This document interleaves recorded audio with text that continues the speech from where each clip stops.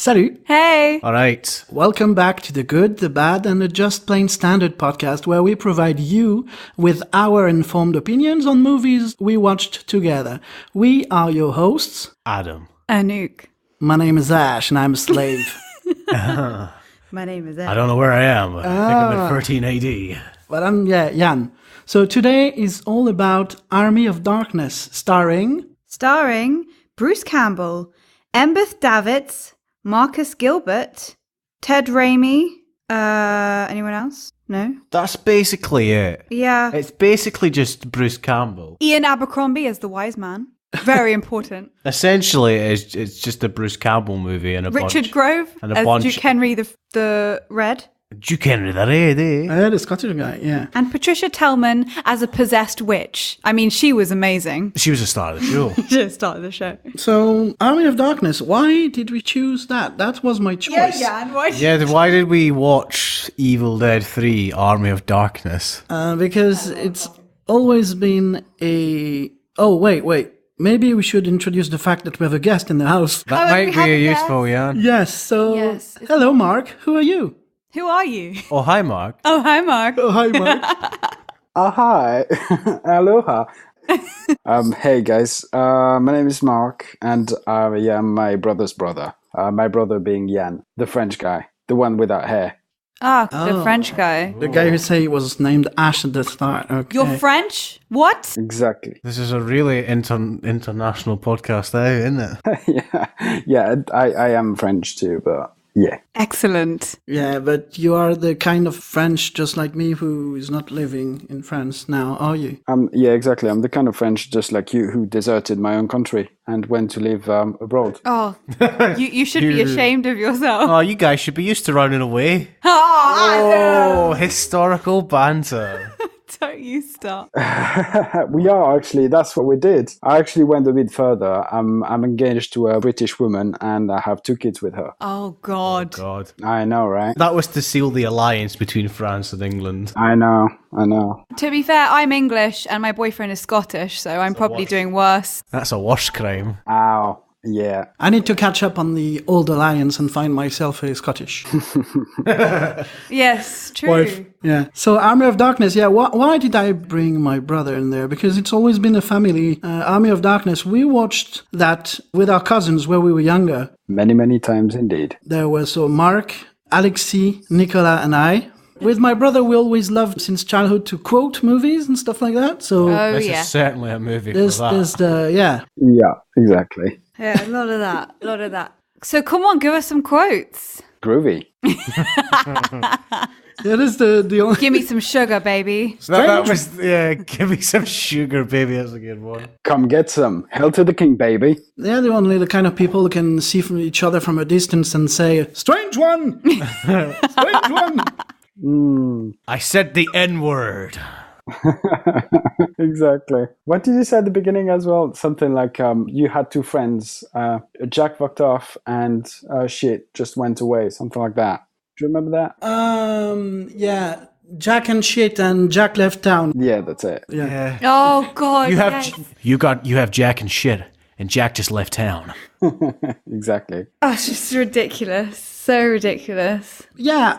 So as I just said, we still have 2 cousins. So it allows me to segue into cultural differences because those are 2 males, right? Alexei and Nicola. But in English, those are ambiguous first names because you've got like Nicholas is the male version and Nicola is the female version. And you've got Alexis and Alexei. What's the whole... Well, we have Alex that could be either male or female. True, but that's Alexandra or Alexander, isn't it? Yes. Yeah, so Alex is a nickname for both male and female, but the full name tells you their gender. Yeah, okay, but what about Alexei? Is it more female or male? I would say more female in Alex- Britain, yeah. But then you've also got Alexei as in the Russian name, no?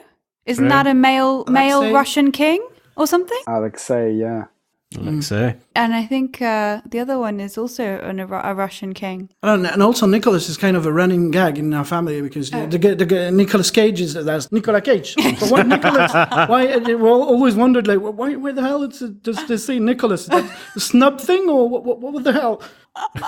It is true, actually. Out of the 4 cousins, my brother and I have the only international male names.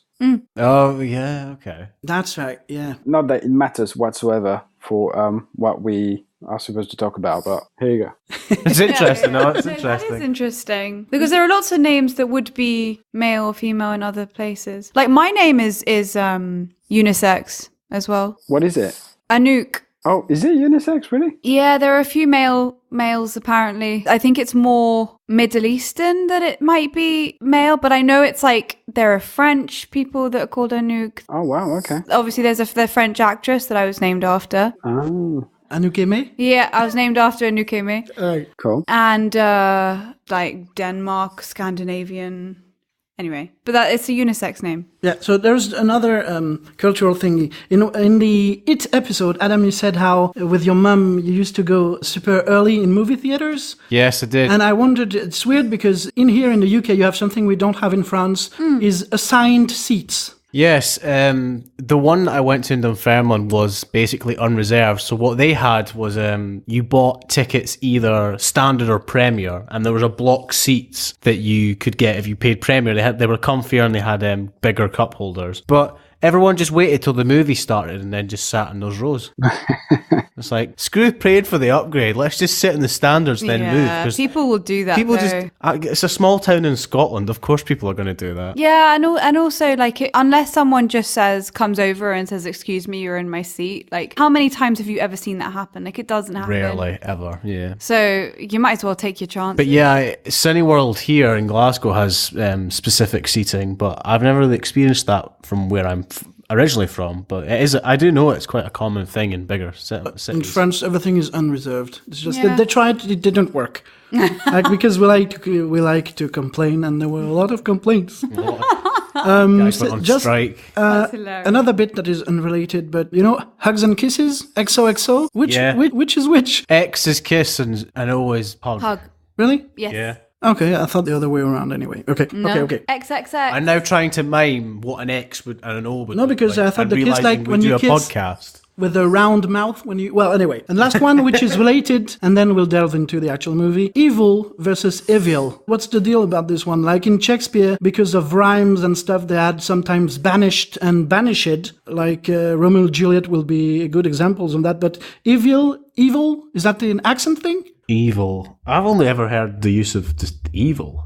What's evil? Evil. Like Resident Evil or Resident Evil? Evil. Oh. Yeah, the pronunciation of the word evil. Evil. Evil. Maybe it's just different ways of pronouncing it. I think that's just a Brit. Like some people like it's like scone and scone, right? Okay. It's like who knows what the right one is, even though I'm If sure. you know, comment anywhere. Just say to us. Yeah. That's the right way. So, Army of Darkness. What is it about? And I will tell you. It's about, so you have to know that there was Evil Dead 1, Evil Dead 2, and then Evil Dead 3, Army of Darkness. The studio didn't want the movie to be related to the other ones, so they changed the title, which is just Army of Darkness now, or the Medieval Dead. But still, it's very related because we've got a summary of what happened before and at the start of the movie. Right. Yeah. Right. So basically, in this one, the character played by Bruce Campbell, Ashley James Williams, is sent back through time because of an Necronomicon, which is a book which is haunted, and there was a lot of stuff happening in the woods, an evil force that killed many people, and then in this one is sent into medieval times, and his main goal is to find his way back to his own time. But in order to do that, he has to go find the Necronomicon somewhere in the woods and bring it back, and he has to say some words to make sure there is no curse happening and stuff, and he kind of messes up the thing, and there are deadites coming, so that's the evil people, and he fights and he helps the people there and stuff. Yeah. Stuff. He basically all what he wants to do is get back, but then he meets some nice people, and he's being a very gentlemanly with the lead woman and stuff. Of course. So As you do. Yeah. Socialise with the natives. also, I wanted to bring my brother because we've seen that movie in our childhood. You haven't. You only saw it this time. So, do you have any first impression to share with us? I actually enjoyed it. So, once again, listeners will remember when me and Anouk, when we all went to see Atomic Blonde, I discussed watching Anouk during a movie. It's quite entertaining sometimes. Anouk, Quite an expression, you must right? have had like 12 different states of being like, what is this? To, oh, of course, Yann chose this. To then going, wait a minute, what? And then going, no, I'm into this. This is good. I feel like sometimes I can be a bit too practical. Like when I watch a film, I'm like, well, that would never happen. Like, how dare you put that in a film? But actually, I quite enjoyed this. I mean, it was against all of my feeling. But I really enjoyed it. It was fluid. It sort of made sense in a way. I was like totally captivated in this world. So, bro, you have something to share on this? No, that's brilliant. It's really nice to hear, actually, because when you watch a movie and you're young, obviously you're quite fond of it, and then you carry that. So when you rewatch it, you just carry that with you, and you're like, oh yeah, I remember this. But it's really interesting to hear two people that never saw it and that actually didn't dislike it. And obviously the part where it's like really unrealistic, it just went so far that it didn't mean to be realistic whatsoever. So it's really good that your, or that can't happen kind of voice like shut off in that sense. But I did rewatch it recently, and to me it didn't age. I just find it really just so brilliant still now. You just, still love it. Yeah, same for sure. It's also, in terms of filmmaking, one of those examples. It's like families, right? You've got Joss Whedon and all of his actors. This started with Bruce Campbell and Sam Raimi being friends, and they put some money together, a bit less than $2,000, to put on a short film Within the Woods in 1978, and people were interested, and so they had the theatrical, the small stuff they did in our corner, but it was released in one theater at least. And then they got some money to do The Evil Dead, which was a massive success at the time. And then they went on to do a second and a third, and they're using there's so Sam Raimi, who's directing, with his brother Ivan, or is writing, I think, and his brother Ted. They used the brother Ted. You see him at least 4 times in the Army of Darkness. He plays 4 different characters. I don't necessarily remember all of them, but the one who says his beard on like "My still is yours," something like this. Oh yeah, that's him. Okay. Okay.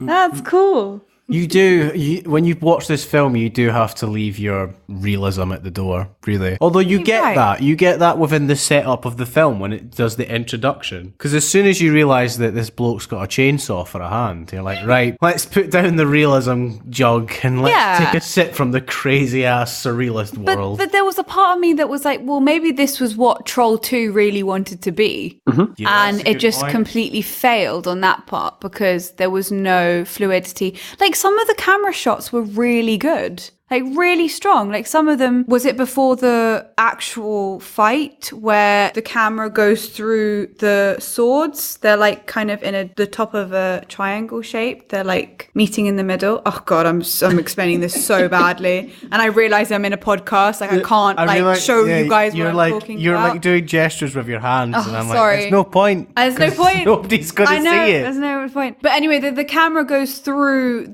all of the weapons, but the weapons have like bits of like scarf and shawl and different like colors like attached to it, and they're like blowing, and it kind of goes through that. I thought that was a fucking awesome shot, and it was like that could have been in any film, and it was so, like, I don't know, I was just a bit mesmerized by that shot. The thing that got me Maybe I'll show you a picture of it. Is the pace of this film. Like, as soon as we start, we're like, right, screw going to first and second. We're going straight to fifth and powering through. Oh yeah, I mean, it was. Yeah. And it didn't stop. No, it doesn't. Like, it was just like, oh, this is happening. Oh, this is happening. Oh, and we also saw that there are 2 endings. Yes, did you see the second one? Yes. Yeah, we saw both.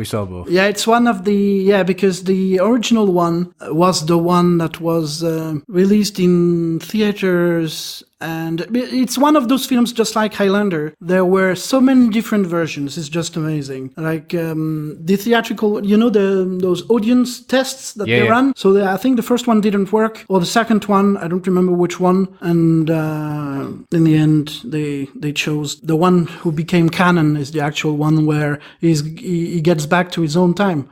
Bro, we're not having you for the whole episode here, so would you like to tell us right now what's the future of the canon they used? There is a series, right? Oh, funny you ask.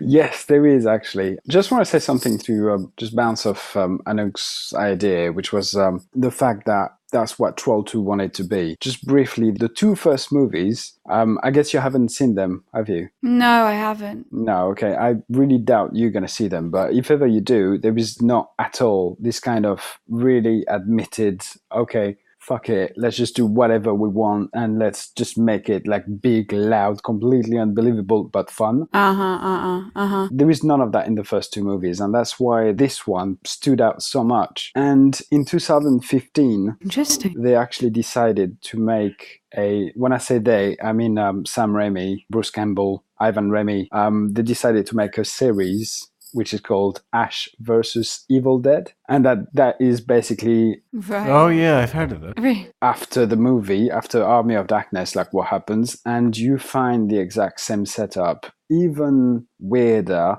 exploring a few interesting leads, but you found the good old Ash, and if you like that universe, please watch that series. It's 2 seasons now. A third one is on the go. And I don't know, I just found it brilliant in terms of gory, completely unrealistic, stupid, a bit more modern type of show. I just found it brilliant. So yeah, that was the future after Army of Darkness, 2015, Ash versus Evil Dead. Even the trailer, we watched the trailer 2 years ago, was just like, wow, okay, we're going to watch this. Oh, amazing. It'll be interesting to see what it's like kind of a bit more modernized, because it wasn't I don't want to use dated, because dated is a horrible word, but like, do you know what I'm trying to say? Yeah, definitely, yeah. It was kitsch. It's definitely a 90s film. Kitsch is a nice, yes. Kitsch is cuter than dated. Because it wasn't dated, because as you said earlier, like, it didn't feel like, oh God, I'm watching, you know, another 70s movie. Like, Well, it's like in the same style of Godzilla 96, which is a terrible, terrible film. And the CGI is terrible, and you're like, oh, this is definitely because of the time. As opposed to Right. this, and you're watching it going, this is good enough in its own way, and it's committed to what it is, that it works. yeah, and you I could feel. watch it in any time, which I think is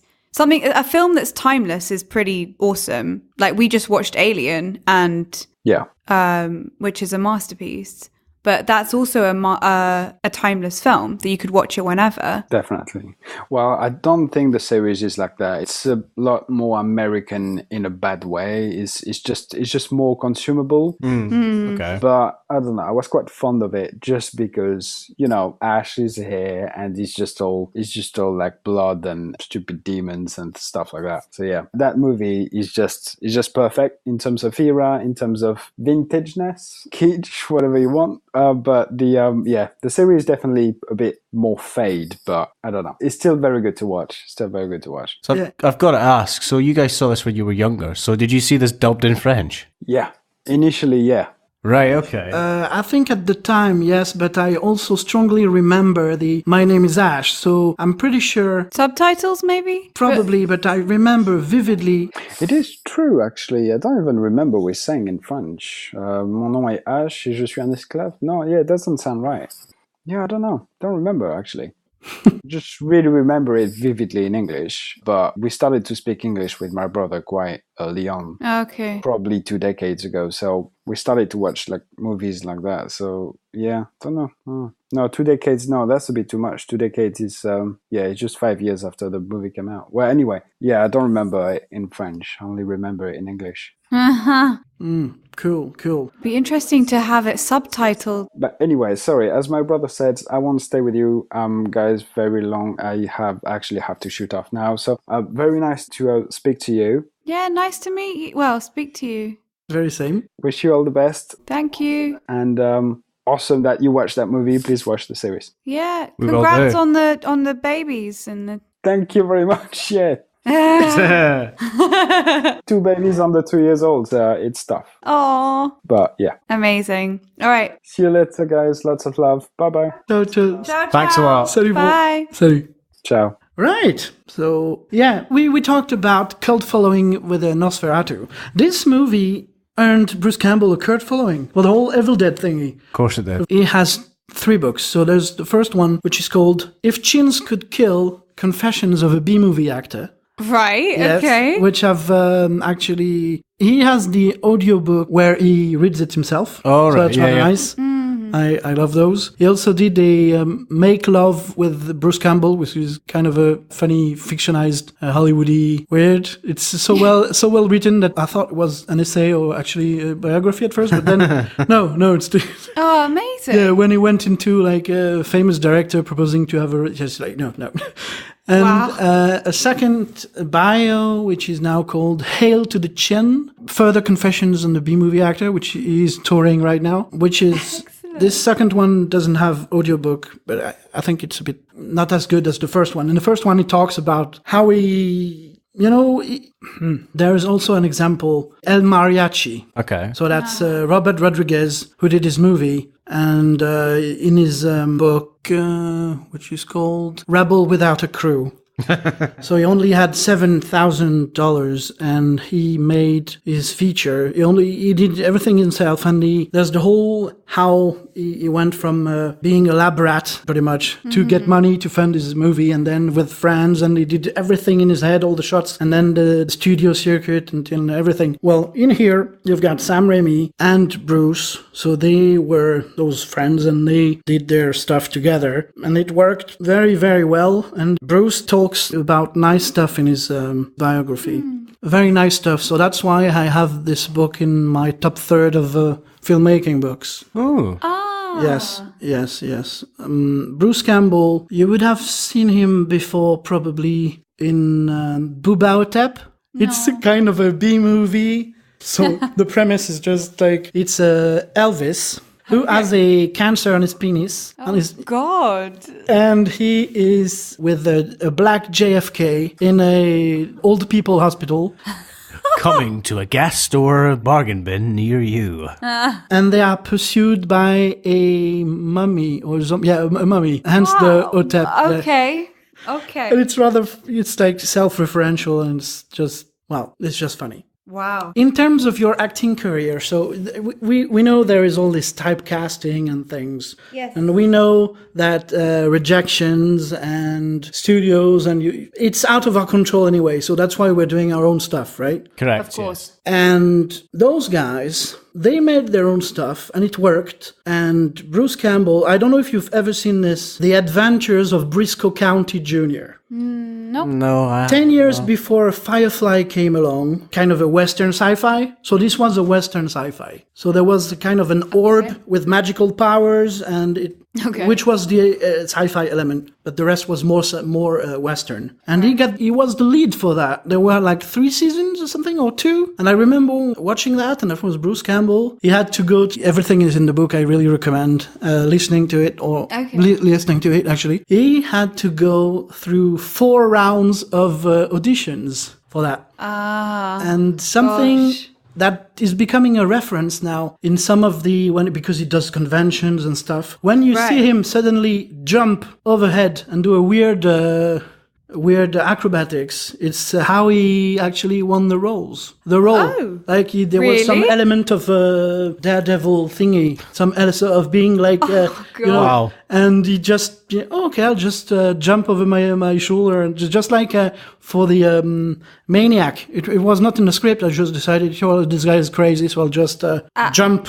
And that's how I damaged my shoulder doing that, but yeah. Oh god. So Take risks. The cult following came from a mix of The Evil Dead and that series. He had a big role on Xena and Hercules.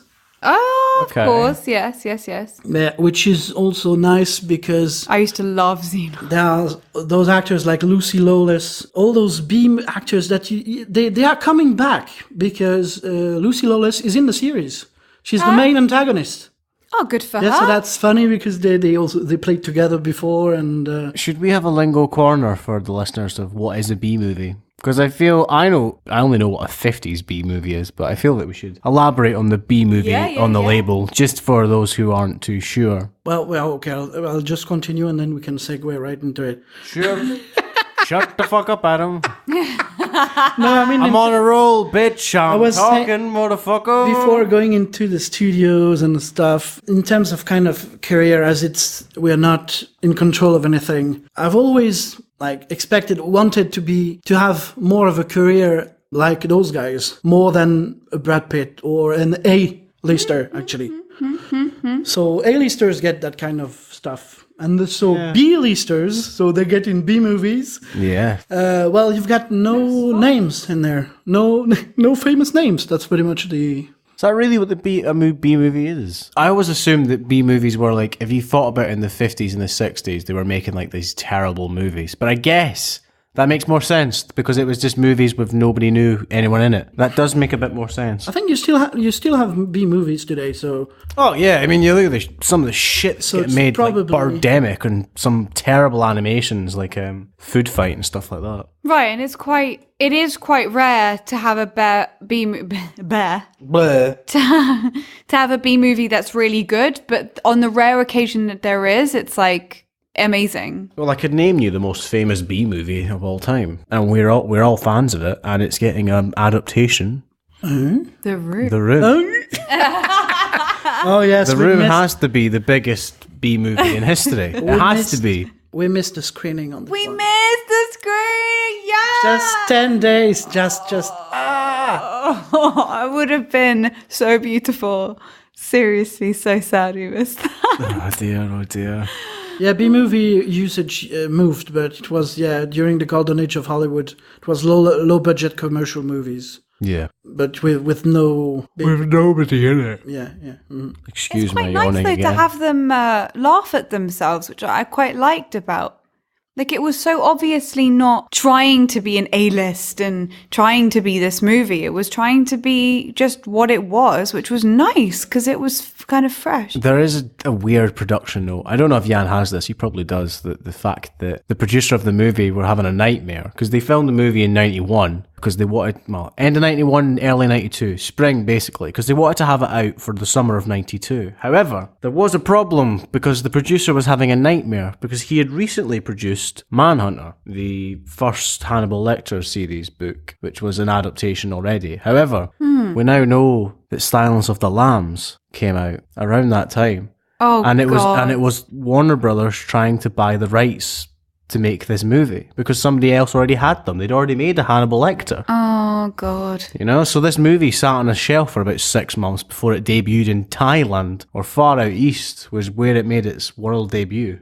Interesting. Yeah, totally bizarre. If ever you need a space, go to Vietnam. I mean, to be fair, shout out to Vietnam. Vietnam is our third most popular territory after Yeah. Britain and the USA. Yeah, you guys are listening out there. That's So pretty shout awesome. out to people in Vietnam listening to this. Yeah. We love that. That's Other great. side of the world. I mean, that's You guys should feel amazing. proud. I mean, Yann's from France and you're beating France for That's listens. very true. That's great. That's awesome. That's awesome, guys. Also, I heard that a lot of men are listening, and I'm like so up for that. Like, I love all of you, but like, females, come on. Like, us girls need to stick together, right? Like, you need to let me know what you guys want to listen to, and I'm so gonna be there for you girls. So yeah, I need some comments from my ladies. Just do a female appreciation month. Can we please? Yeah. Yeah, if you Oh, want. yeah. Totally.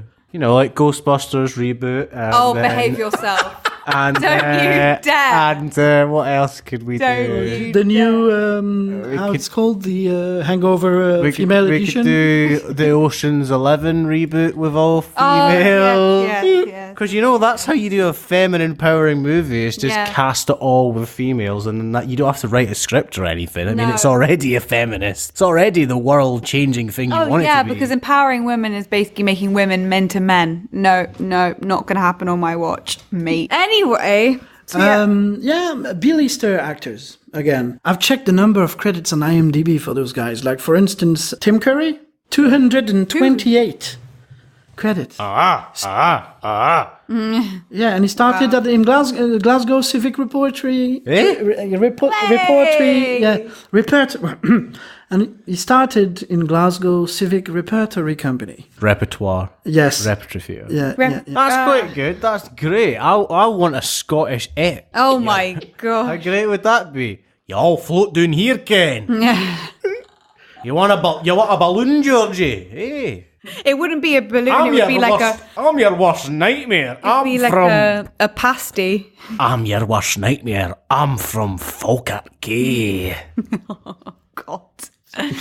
Okay. Lucy Lawless, we talked about her. 62 credits. Yes. Xena, Battlestar Galactica. I don't know if you've seen this one, but she has a very, very good and important role in there. Okay. Well, Bruce Campbell, he has 119 roles, so that's nice. Jesus. Nathan Fillion, 80. Alan Tudyk, 103. So, and female-wise, this one is not known, but she also wrote a biography, Judy Greer. You know who that is? The name rings a bell. She wrote a biography called, like, I Don't Know Where You Know Me From, or something like that. Kind of a meta, No, that rings a bell for sure. She was in What Women Want. The little girl that wanted to kill herself. I remember her from that. Oh. She was really cute.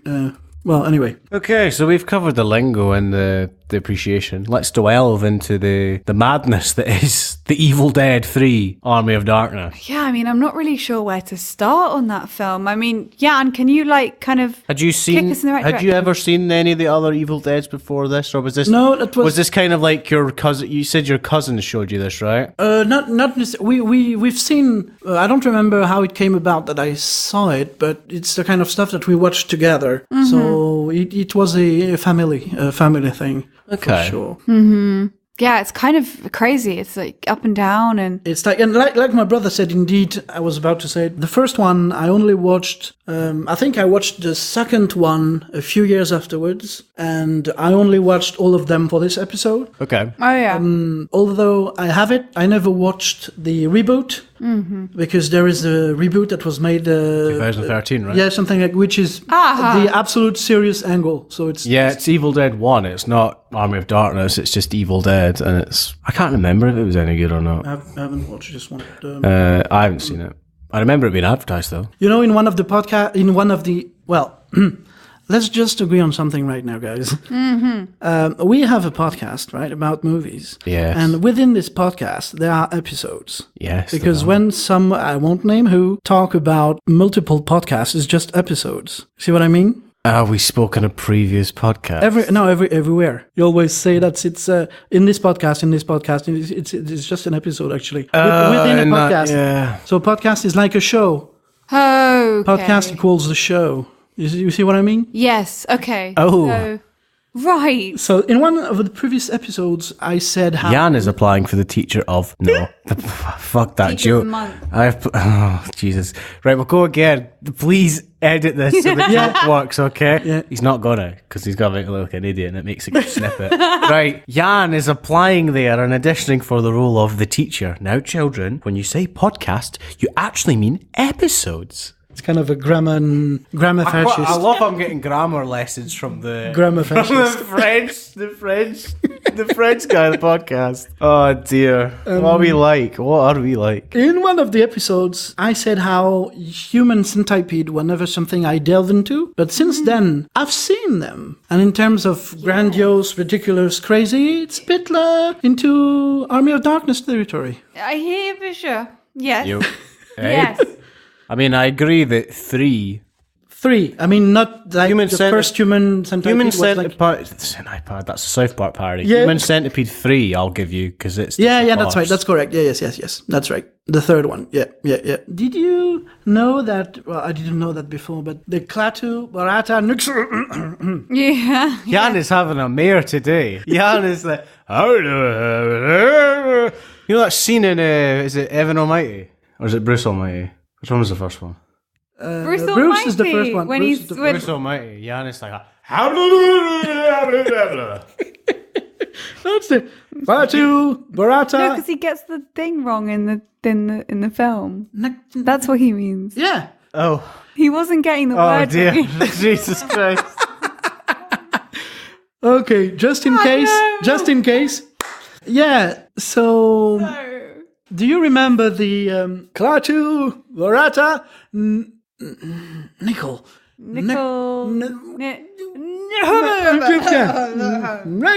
I said it, right?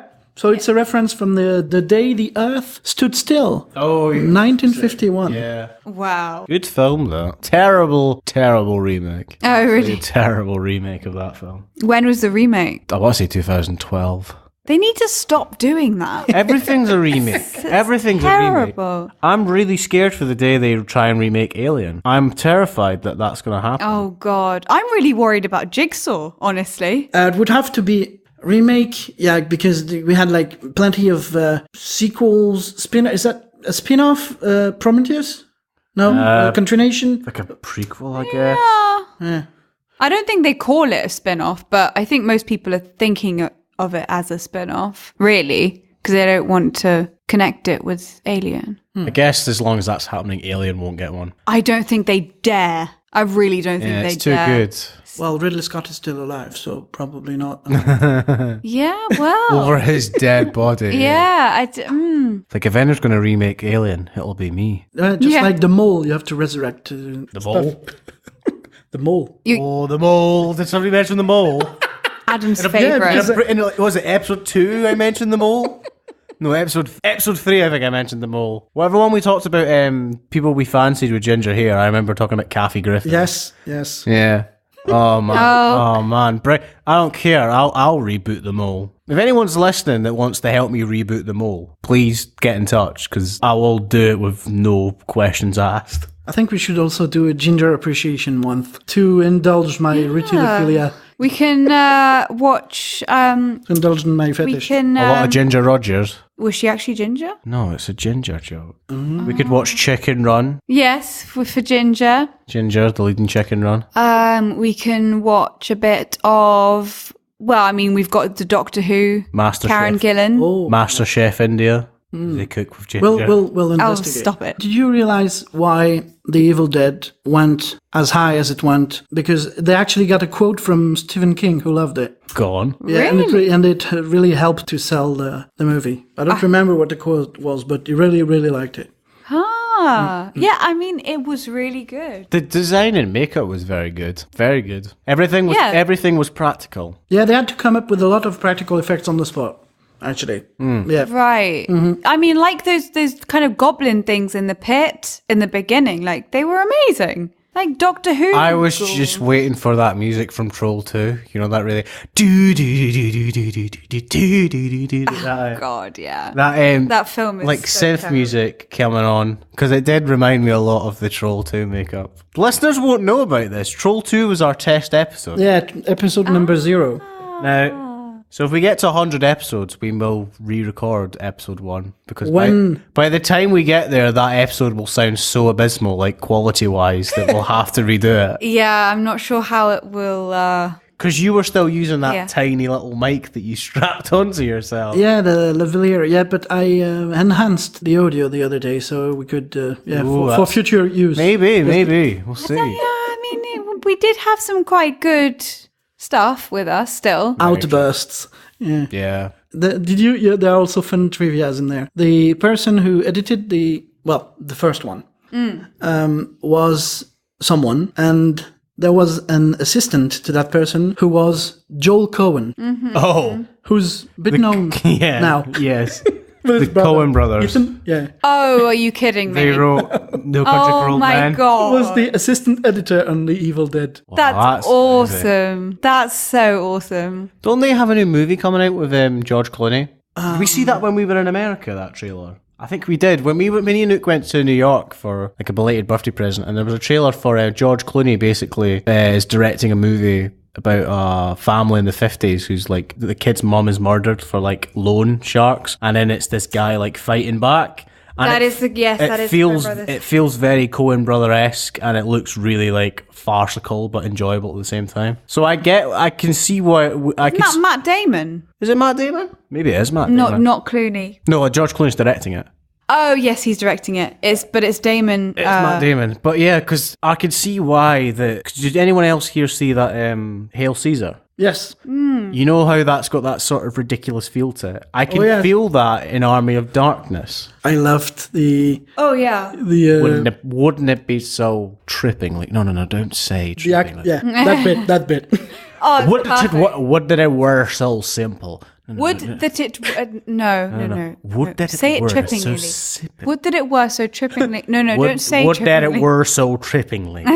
I'm sorry, Mr. Lawrence. No, Lawrence. Lawrence. Oh, it's Lawrence. Who was that actor again? Was that? This is the guy who's doing the young Han Solo. I always get him confused with the guy that's in Kingsman too. Ah. I get the two of them are a lot. Taggart Eggleston. Yes, another I guy. get Egerton. He has a name. Yeah, you will need to read this one when we get to something he's doing. But yeah, I talked earlier about Ted Remy, one of the brothers. Yes. Yes. So yeah, he had 4 characters. There's a cowardly warrior who doesn't want to die. He was credited. The man who shouts, as I said, "You can't count on my steel." He's also a swordsman with a eye patch and an S-Mart store clerk. Oh yeah, the end in the shop. Yes. Oh, S-Mart. yes. That's where Ash, because we get to know his full name. We don't get to know that Ash stands for Ashley in the film, I think. In the first one, you get to know that. Right. And in the series, it's actually Ashley James Williams. Okay. But yeah, the end. So I said earlier about the different endings. So the first ending, he gets back to his own time. And the second one, the alternative one, he takes some drops, but he takes too many drops, so it brings him way, way far into an apocalyptic future. Yeah, and In he's like the England, last. It looks like the last. I read that was a setup for a sequel originally, like that he could fight the Deadites in post-apocalyptic England. Yeah, if they had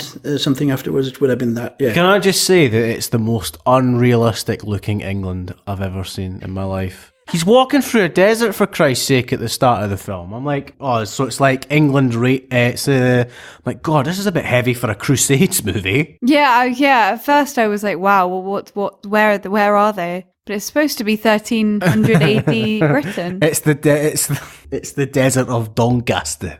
Yeah, exactly. It's just, yeah. And some funny stuff also when we talked about in It How Pennywise, we heard his laugh after the credits. Yes. So in the new Evil Dead reboot, like 4 years ago, at the very end after the credits, there is a post-credit scene, and there is a character named Ash in there. Ah, Yes. okay. Yes, just kind of a nod.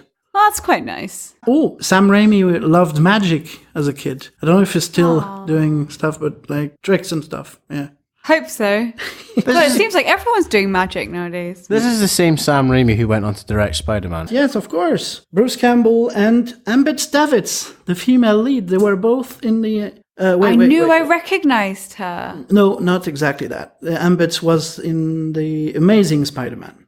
And Bruce Campbell was in the first ones. With Yeah, I Spider-Man. definitely recognized her. I was like, I know that face. How do I know it? But cool. Now I know. In the Spider-Man, it's funny. There is also a guy in a small role in there called Steve Valentine. I'll find a way to talk about him at some point. He's a magician friend. He won like Lecturer of the Year a few times at the Magic Castle. Ooh. And have you seen The Walk? Yeah. He is the insider, the American guy with a stash. All right, okay. That's very, very smart and incredible showman and very nice guy. Awesome. Steve Valentine. Connections. More connections from Yann. He went into fame with a series called Crossing Jordan, which my mother used to watch. Oh, I know this guy. Oh. Whoa, really? It doesn't happen often. So, I think we should each pick a scene in this film that we just went, wait, what? Okay. I'll go first. Yeah. The scene where he walks into the shed and there's like windmill shed and there's lots of tiny hymns. I'm like, what is going on here? Oh, yeah. Like they kind of come out of the bits of mirror. Oh, is that where they come from? Oh, I don't remember. They're coming from... I don't remember that. Where they're coming from. Isn't it? But I know they're like high-pitched voices. It makes it... I don't think... Like they're smaller, so they would have... Yeah, they have smaller voices, which, makes sense. In so many films, they do the same. It all felt very Monty Python-esque to me. Yeah, for sure. Okay, I'll have mine then. Go for it, Yann, go for it. It would probably be the, when he messes up the words. His interaction with the books. Yeah. Oh, the books. That is pretty amazing. I mean, when he goes into the pit and then he has to fight a woman, I'm just like, I'm sorry, what? Oh, yeah. Like, because they have this whole thing of like, they make it out like the pit has got these scary, horrible monsters in it. And then it's just a woman who's just a little bit ugly. And then they like have a fist fight. It's like, what? She doesn't even have any special powers. She just punches him. It's amazing. I like the continuity shattering closing walls in that scene, because every time you cut away, the walls got wider apart again. It's like, let's give him enough time so he nearly gets trapped, even though the illusion is just like, if he was really in there, he would have been dead after a minute. But yeah, exactly. It's like a 2.5 minute sequence under there. Oh, and the fact that the chainsaw fits perfectly into his is that wrist. Where he jumps and catches and he's the just like, chainsaw and he's stumped. It's like, wow, just wow. Yeah, so that were our 3 favorite scenes we liked. Oh, that's cool. Mm-hmm. Nice. Yeah. Do we feel we have other stuff to say? I don't. It's so hard to describe this movie. It is. It really is. Because there's no point sitting down analysing each individual moment. I feel it's very much like, just go and watch this. Yeah. Even if you're not into this sort of style of movie, you'll have a good time. It's very much like, get a group of mates round and watch this movie. Yeah, and kind of leave all of your preconceptions and all of everything that you know about films at the door, because you actually enjoy it, even if you want like a realistic, actory film. And it can be rather, what's the right word? Snobbish. Snobbish is too harsh, but very particular in what film she usually goes for. For example, me and Anouk will be sitting in the room together and go, hey Anouk, do you want to watch something on Netflix? Yeah, sure. And I'll click something, she's going, oh, we're not watching this. Oh my God, I'm like a proper... Like, I remember yesterday, I was going to watch, let's laugh at the people on The Apprentice. It's like, we're not watching The Apprentice. I'm like, all right then. There are just certain things that I'm against, like, that I just will not watch. That's just me. Is Evil Dead one of them? No, because I watched it. Well, it's so ridiculous, like, because his treatment of women is just... It's just... Unbelievable. Do you know what? It's not even worth... There's no reason mentioning the love plot in this, because the film doesn't. Hardly. It's even worse than the B plot of the werewolf in Nosferatu, because at least that got paid off. Yeah, I mean, he literally does ride off. And I was a bit shocked at that. I was like, oh, is that the end of that love? Wow, okay. This is my boomstick. Before we wrap this up, I'd kick myself if we didn't mention this, right? End of the movie, where he's back in the store, okay? We talked about this in a previous episode. I mentioned the end, was it the Baby Driver? It's the Baby Driver episode, I believe. Or was it? It's either Baby Driver or Atomic Blonde, where I mentioned the fact that the person is just firing guns without any care for how many bullets are in them. Yes. And there's a scene when Ash is like shooting the zombie at the end of the movie. He's just blasting away. I'm like, mate, how many shots do you get in that double barrel? Yeah. Well, I talked about that for John Wick because actually he does care. So yeah. Yeah, he actually reloads. So rare. Yeah. Amazing. Yeah, no, I remember that because he fired like 12 shots, and it's like, how many bullets are you allowed in this gun? It was ridiculous. It was like he was playing Call of Duty online. It's like, I've got extended mags in. It's like those funny productions moments. I don't know if you've ever seen Highlander, the series. I haven't, no. The guy is supposed to be always running around with his sword on him, right? But realistically, it can't happen. So no, it was heavy. One of the and it's also cumbersome and stuff. So there was one of the scenes where it was in a underground parking lot, and you could see the frame. So it's the guy. There is a car coming at him, like almost crushing him against the wall, and it stops. The actual camera for the series stops, and you see a prop guy coming with a sword, giving it to him. It's good. Now we start the shoot again. Oh my God, that's perfect. That is so perfect. Oh my God. Yeah, because those guys, they're running around and they're always supposed to have their swords with them to remove some heads because there can be only one, And, realistically, on a shoe, and even in real life, actually, you can't do that. No, I agree. Yeah, you concealment law.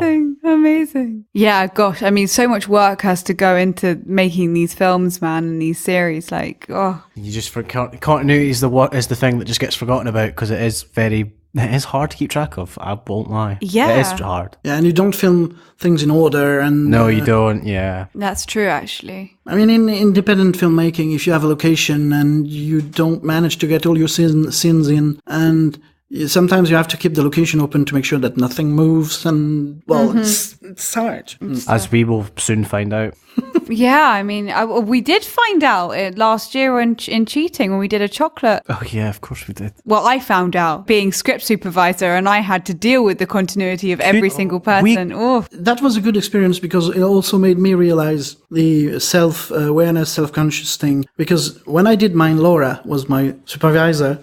And I was just doing my thing. It was nice. And then she came the very first time to explain, so, okay, so you did this then, and you did that at that point. And then I was completely lost. Completely lost. This exact same happened to me. Yeah. I was like, yes, I got all my lines right. Yes, everything happened. It's like, okay, we're going to do another take. We're going to do this. And then Anouk, you held it with this hand. And I'm just like, sorry, what? I have to deal with that too? Are you kidding me? I worked my ass off. I can't use my cheating actually in showreels anymore because there's another continuity that I've lost like a stone and a half since the cheating shoot. So I don't look the same in cheating as I do now. Oh. So I can't use that footage because it's outdated. It's an inaccurate representation. Because if somebody wanted a guy that's a bit bigger and I turn up and I've lost weight and they're like, well, you're not what we're looking for. Yeah, you can't lie to us. It works both ways. It's like moving headshots. So you have to update them. Obviously. We could share Yann's cheating if anyone was interested. Yeah.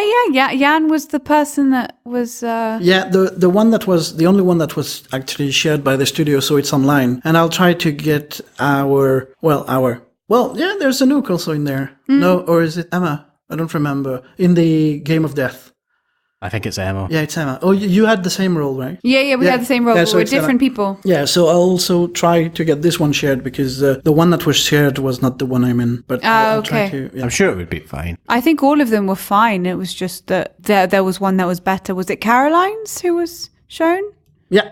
Yeah. Yes, was it Caroline and James? Yeah. Caroline Deanna's was shown. I think Deanna's was definitely shown. I don't know. Anyway, for the showcase, yeah. But I mean, in terms of what they put on YouTube. That's true. On YouTube, there's just one cheating mine and the one Game of Death, which is the James one. Yeah. So we should take this moment to thank our listeners, actually, because we have reached, thanks to you, we've reached over 300 listeners across all platforms. Yes. 300 total downloads, which is unexpected for five episodes in. Unbelievable. 6, sorry, I always forget because the 2A, which is the Fringe episode, which is actually our most popular episode, and it is quickly encroaching on that. But I recommend going back and listening to the Fringe one because it is quite an interesting episode because we talk about things that haven't really been mentioned in podcasts before. Even if you're not a theatre fan, it's always nice because you can get a glimpse of what our world is. And leading on to that, we will be doing a rain dance special podcast about film. So if you listened to the Fringe episode and you'd like to hear a bit about film, you've got that to look forward this month as well. Definitely. As a little nugget for you in the month. You got so much information. It's not all tricks. We will be giving you some treats. And our Facebook, the Facebook for the good, the bad, and the just plain standard, if you type that on Facebook or Google and add Facebook at the end. Yeah, if you type the same name, sorry,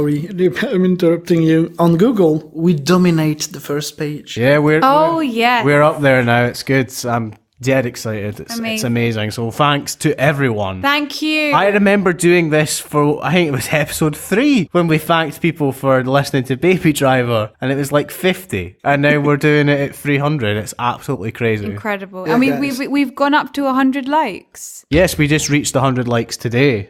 Yes, thank you very much for all of that. Also 150 on Instagram too. The Instagram is again the good, the bad, and the just plain standard. So exciting. The easiest way to get in contact with us is the Facebook page. Leaving any comments you like, any things you'd like to talk about, any films you'd like us to review. Yeah. Because we hope for one day to be able to do a fan appreciation month. hopefully. Yeah. Oh, that'd be amazing. That would be really good. Any collabs in there? Yes, Anything? any other podcasters out there that would like to Please. throw That'd their be hats such in the good ring fun. and... Such good fun. That'd be. Do you know what would be a good idea? To swap formats for a week. So with one podcast would be we would do their format with our aspect, and then they would do ours with their aspect. Well, we're still finding an identity on Instagram, for instance. But what is done quite a lot is like you have someone from one of other podcast or other show or anything taking your account over. Oh yeah, that's for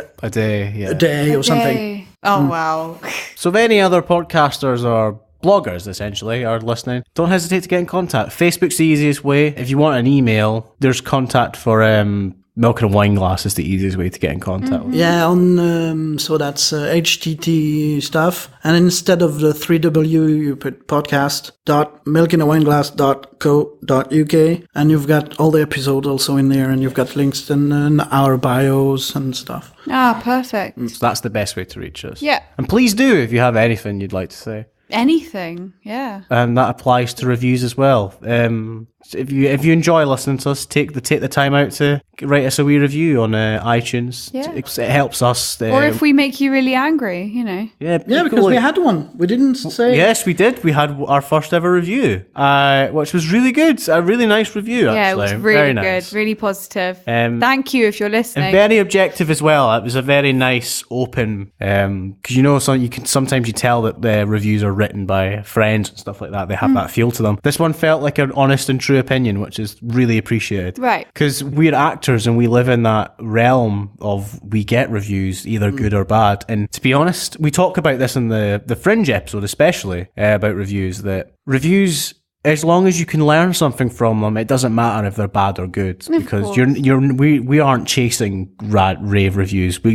Regardless if nobody listened, we would be doing this podcast. It's just great to have people that do listen, and if we can help you out in any way by giving you an episode that you'd like to hear, we are totally down to do that. Definitely. I mean, constructive criticism is always a plus. Yes, Yeah, of course. I mean, we are Definitely. indeed not looking for, you're the best and stuff, or we would ask all our relatives to something right away. Mom. My mother loved she doesn't even speak the language, but she loved it.